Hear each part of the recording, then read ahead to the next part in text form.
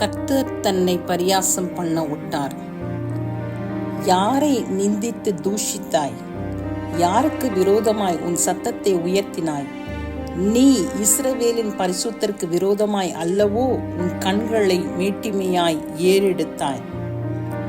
நீ எனக்கு விரோதமாய் கொந்தளித்து வீரியம் பேசினது என் செவிகளில் ஏறினபடியினாலே நான் என் துரட்டை உன் மூக்கிலும் என் கடிவாளத்தை உன் வாயிலும் போட்டு நீ வந்த வழியே உன்னை திரும்ப பண்ணுவேன். கர்த்தர் தன்னை பரியாசம் பண்ண விட்டார்.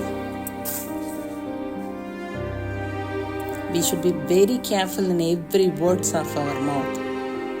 யார் வேணாலும் பரியாசம் பண்ணி பேசலாம், நிந்தித்து பேசலாம்னா தேவனை ஒரு பொழுதும், பரிசுத்த ஆவியானவரை ஒரு பொழுதும் பழித்து பேசுவதும் பரியாசம் பண்ணுவதையும் கர்த்தர் ஒரு நாளும் அனுமதிக்க மாட்டார். அதற்குரிய பலனை கண்டிப்பா நம்ம பெற்றுதான் தீருவோம். So we should be very very careful in our words.